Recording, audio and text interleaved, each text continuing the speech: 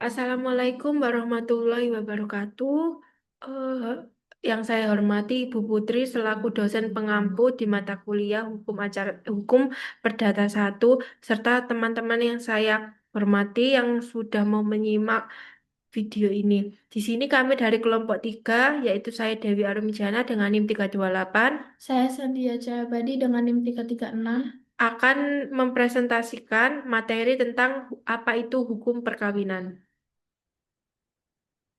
Yang pertama, definisi perkawinan. Menurut Undang-Undang Nomor 1 Tahun 1974, dalam pasal 1 mendefinisikan bahwa perkawinan adalah ikatan lahir batin antara seorang pria dan wanita sebagai suami istri dengan tujuan membentuk keluarga atau rumah tangga yang bahagia dan kekal berdasarkan ketuhanan yang Maha Esa.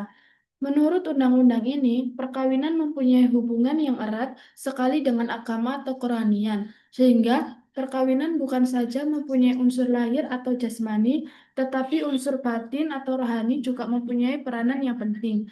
Menurut hukum Islam, perkawinan merupakan suatu perjanjian antara mempelai laki-laki di satu pihak dan wali dari mempelai perempuan di lain pihak. Perjanjian terjadi dengan suatu ijab yang dilakukan oleh wali bakal istri, lalu diikuti suatu kabul dari bakal suami dan disertai kurang-kurangnya dua orang saksi. Yang kedua itu ada prinsip-prinsip hukum perkawinan. Yang pertama, tujuan perkawinan adalah membentuk yang bahagia dan kekal. Yang kedua, dalam undang-undang ini dinyatakan bahwa suatu perkawinan adalah sah bila mana dilakukan hukum masing-masing agamanya dan kepercayaan itu. Dan tiap-tiap perkawinan harus dicatat sesuai peraturan perundang-undangan yang berlaku. Yang ketiga, undang-undang ini menganut asas monogami, hanya dikehendaki oleh yang bersangkutan karena hukum dan agama dari yang bersangkutan mengizinkannya. Contohnya, seorang suami dapat beristri lebih dari satu orang, tetapi hanya dilakukan apabila dipenuhi persyaratan tertentu yang telah diputus oleh pengadilan.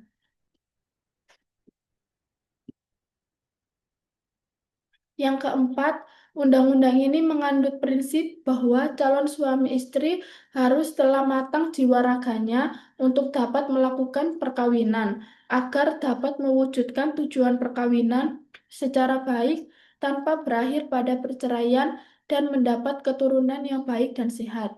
Yang kelima, karena tujuan perkawinan adalah untuk membentuk keluarga yang bahagia, kekal, dan sejahtera, maka undang-undang ini menganut prinsip untuk mencegah terjadinya perceraian.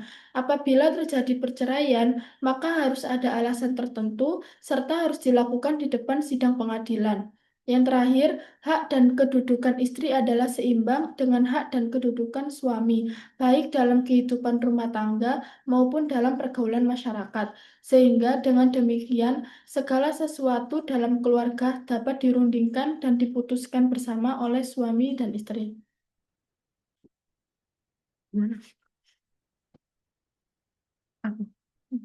Lalu ada syarat-syarat perkawinan. Yang pertama, syarat material yaitu mengenai orang-orang yang hendak melangsungkan perkawinan, terutama mengenai persetujuan izin dan kewenangan untuk memberi izin. Menurut pasal 6 ayat 6 Undang-Undang Nomor 1 Tahun 1974, ketentuan tentang pihak-pihak yang berwenang yang memberikan izin tersebut berlaku sepanjang hukum masing-masing agamanya dan kepercayaannya dari yang bersangkutan tidak menentukan lain. Yang kedua, ada syarat formil, merupakan syarat-syarat yang berkaitan dengan proses pernikahan seperti pemberitahuan akan dilangsungkannya perkawinan oleh calon mempelai baik secara lisan maupun tertulis kepada pegawai pencatat di tempat perkawinan yang akan dilangsungkan dalam jangka waktu sekurang-kurangnya 10 hari kerja.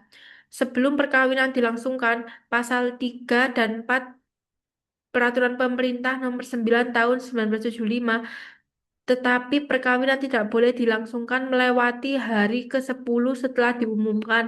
Sedangkan menurut pasal 57 KUH Perdata yang masih berlaku karena tidak diatur dalam Undang-Undang Nomor 1 1974, pengumuman yang sudah melewati 1 tahun, sedangkan perkawinan juga belum dilaksanakan, maka perkawinan menjadi daluarsa dan tidak boleh dilangsungkan kecuali melalui pemberitahuan pengumuman baru. Lalu ada pencegahan dan pembatalan perkawinan. Pencegahan perkawinan. Pencegahan perkawinan merupakan hak yang diberikan oleh undang-undang kepada orang-orang tertentu untuk atas dasar-dasar tertentu menyatakan keberatan terhadap dilangsungkan perkawinan antara orang-orang tertentu. Pencegahan perkawinan diajukan kepada pengadilan dalam daerah hukum di mana perkawinan akan dilangsungkan dengan memberitahukan juga kepada pegawai catatan perkawinan. Adapun pihak-pihak yang dapat mengajukan permohonan perkawinan, yang pertama, para keluarga dalam garis keturunan ke atas dan ke bawah. Lalu ada saudara. Yang ketiga, wali nikah. Keempat, wali. Kelima, pengampuh dari salah satu calon mempelai. Keenam, pihak-pihak yang berkepentingan dan suami atau istri salah satu calon mempelai kalau di antara mereka ada yang masih terikat dalam suatu perkawinan. Hal ini diatur dalam pasal 14 dan 15 Undang-Undang Nomor 1 Tahun 1974. Lalu pembatalan perkawinan. Para ahli hukum berpendapat bahwa setiap perkawinan dapat dinyatakan varnitikbar atau dapat dibatalkan. Artinya bahwa perkawinan itu hanya dapat dinyatakan batal sesudah keputusan hakim dan dasar-dasar yang diajukan oleh penuntut yang diajukan oleh undang-undang. Jadi, perkawinan tidak dapat dinyatakan batal demi hukum karena tidak menjamin kepastian hukum. Perkawinan dinyatakan batal sesudah dilakukannya perkawinan. Perkawinan dapat dibatalkan dengan alasan seperti: satu, apabila para pihak suami istri tidak memenuhi syarat-syarat untuk melangsungkan perkawinan. Kedua, perkawinan yang diajukan pada pegawai tidak berwenang. Ketiga, perkawinan dilaksanakan oleh wali nikah yang tidak sah. Keempat, perkawinan dilaksanakan tanpa dihadiri oleh dua orang saksi. Kelima, perkawinan dilangsungkan di bawah yang melanggar hukum.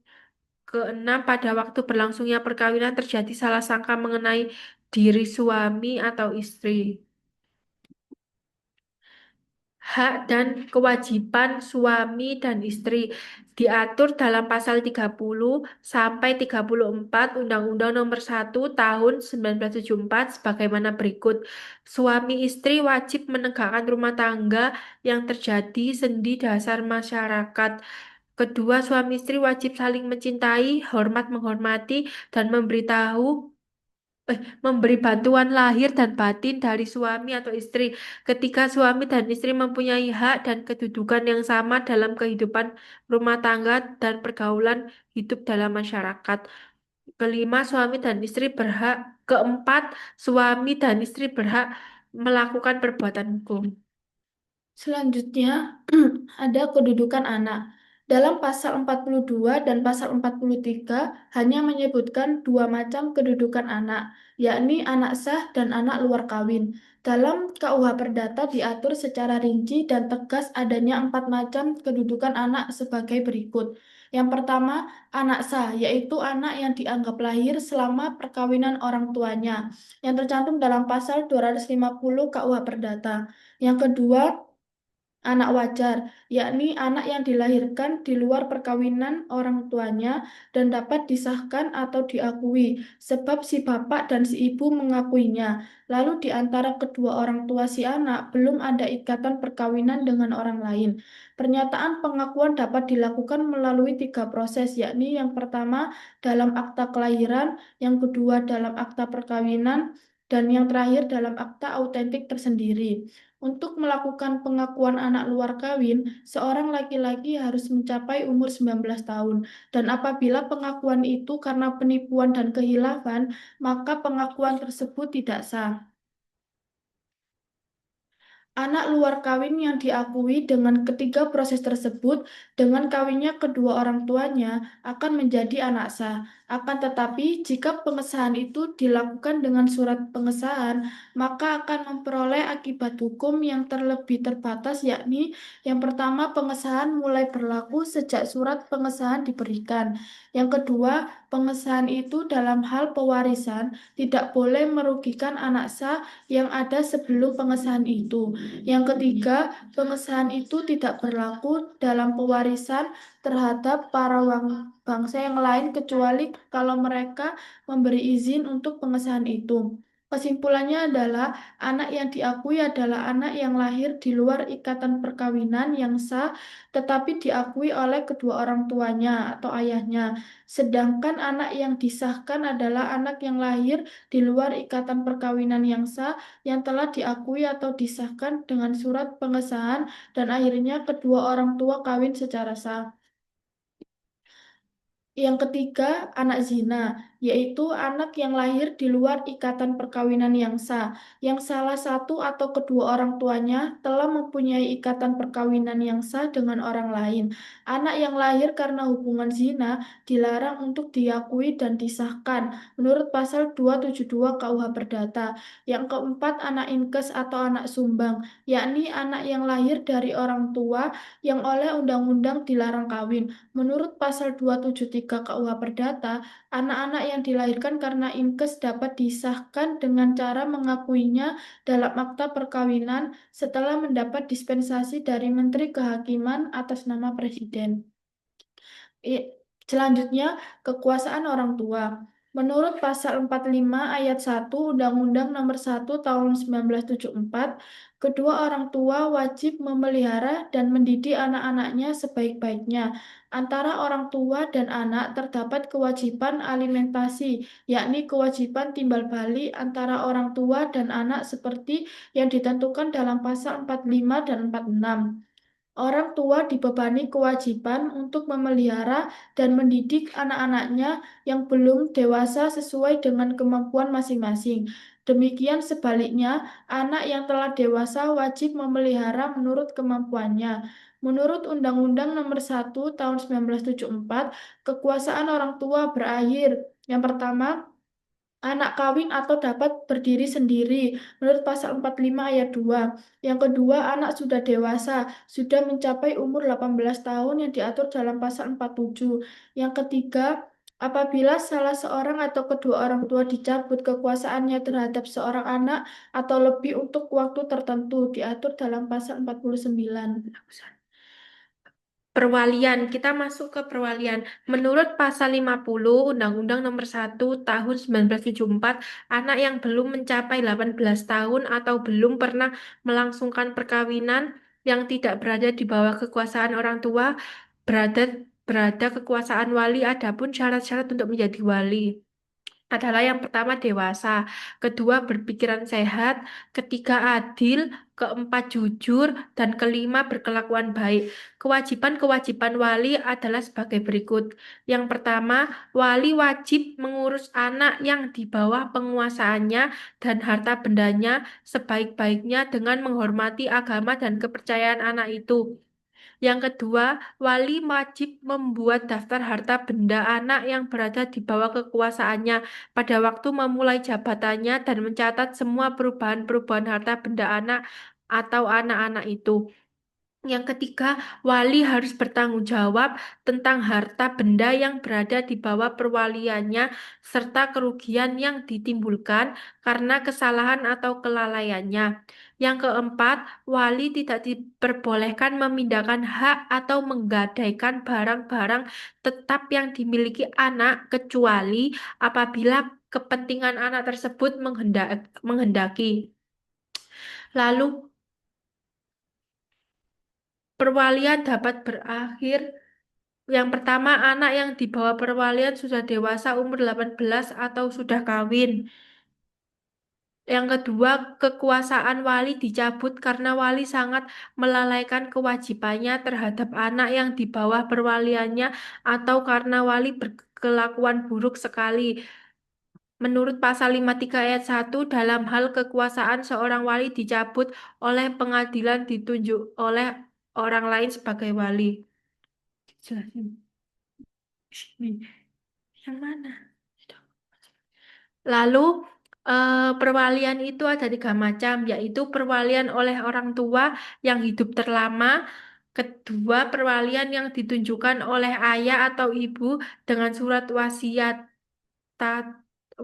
atau dengan akta otentik. Yang ketiga perwalian yang diangkat oleh hakim. Golongan orang yang dikecualikan atau yang tidak boleh menjadi wali menurut pasal 379 KUH Perdata yaitu satu, orang yang sakit ingatan. Eh, dalam hal ini orang yang terkena gangguan mental atau dia mempunyai penyakit seperti pikun dan lain-lain. Yang kedua, orang yang belum dewasa. Lalu orang yang di bawah pengampuan. Dan yang terakhir, mereka yang dipecat atau dicabut dari kekuasaan orang tua. Pasal 383 atau pasal 383 KUH Perdata bahwa tugas wali adalah sebagai berikut. Pertama, pengawasan atas diri pupil. Pupil itu orang yang memerlukan perwalian. Wali harus menyelenggarakan pemeliharaan dan pendidikan anak yang belum dewasa sesuai dengan kekayaan si yang belum dewasa itu sendiri. Lalu eh, mewakili pupil dalam melakukan semua perbuatan hukum dalam bidang perdata. Yang ketiga, mengelola harta benda pupil sebagai bapak rumah tangga yang baik. Dalam hal ini, untuk melaksanakan tugas-tugas tersebut di atas, wali mempunyai kewajiban-kewajiban. Yang pertama kewajibannya memberitahu memberitahukan kepada BHP atau Balai Harta Peninggalan dengan saksi bahwa wali dapat dipecat dan dapat diharuskan membayar biaya-biaya, ongkos-ongkos dan bunga bila pemberitahuan tersebut tidak dilaksanakan. Yang kedua, kewajiban mengadakan inventarisasi mengenai harta kekayaan pupil sesudah 10 hari dari permulaan perwalian harus diadakan pertelaan harta benda pupil dengan dihadiri oleh wali pengawas. Inventarisasi dapat dilakukan di bawah tangan akan tetapi daftar inventarisasi harus diserahkan kepada BHP disertai pernyataan dari wali tentang kebenaran daftar dengan mengangkat sumpah dari muka BHP. Yang ketiga, kewajiban menentukan jumlah yang dapat dipergunakan tiap-tiap tahun oleh pupil dan biaya-biaya pengurusan kewajiban ini tidak berlaku bagi perwalian oleh bapak atau ibu. Yang keempat, kewajiban untuk menjual perabotan rumah tangga pupil dan semua bergerak dan tidak memberikan buah hasil atau keuntungan kecuali barang-barang yang dalam wujudnya boleh disimpan atas persetujuan BHP. Penjualan ini harus dilakukan di muka umum oleh pegawai atau yang berhak menurut adat kebiasaan setempat. Bagi perwalian oleh bapak atau ibu dibebaskan dari penjualan tersebut. Yang kelima, kewajiban untuk mendaftarkan surat-surat piutang negara jika ternyata dalam kekayaan pupil dan surat-surat piutang negara. Yang terakhir, kewajiban untuk menanam sisa uang milik pupil setelah dikurangi biaya penghidupan dan sebagainya. Lalu, ini belum, eh, ini loh saya jelasin yang perbedaan anak zina sama anak yang ini loh. Mana tadi? Anak yang wajar. Ya nggak sih? Maksudnya itu kayak bahasa bayinya gitu loh. Oke lah. Ya nggak sih? Bahasa bayi. Jadi eh di sini kan dari teman-teman masih belum, kadang itu masih belum bisa membedakan apa itu anak wajar dan apa itu anak zina. Dalam hal ini itu anak wajar dan anak zina sering disamakan artinya. Padahal kedua hal tersebut itu sangat beda. Yang pertama, Anak wajar. Anak wajar itu anak yang dilahirkan di luar perkawinan oleh orang tuanya dan dapat disahkan atau diakui sebab si bapak dan si ibu mengakui. Maksudnya di sini misal A dan B berhubungan sebelum menikah, lalu si B melahirkan seorang anak. A dan B ini belum mempunyai ikatan yang sah dengan orang lain. Jadi murni mereka itu sama-sama single, lalu berhubungan, lalu melahirkan seorang anak. Anak itu masih boleh diakui dan disahkan dengan ketiga proses yang tadi dijelaskan oleh teman saya, ya ini dalam akta kelahiran, dalam akta perkawinan, dalam akta autentik tersendiri. Lalu eh, apa yang terjadi ketika A dan B itu tidak menikah? Apakah anaknya itu masuk anak yang sah atau tidak? Ketika A dan B itu tidak menikah, tetap anaknya itu diakui oleh orang tua. Dalam hal ini orang tua itu ayahnya, seperti yang tertera di sini. Eh, ketika orang tuanya itu menikah, anak tersebut itu tidak hanya diakui tapi juga disahkan. Seperti itu. Lalu kalau anak zina itu seperti apa? Anak zina ini anak yang lahir di luar ikatan perkawinan yang sah, yang salah satu atau kedua orang tuanya telah mempunyai ikatan perkawinan yang sah dengan orang lain. Di sini sudah terlihat ya teman-teman. Kalau anak zina itu misalnya A dan B berhubungan, tapi salah satu dari A dan B atau keduanya itu Sudah mempunyai menikah. sudah menikah. Lalu si B melahirkan anak itu yang dimaksud anak zina dan anak zina itu tidak boleh diakui atau disahkan even itu orang tuanya menikah. Itu diatur dalam pasal 272 KUH Perdata.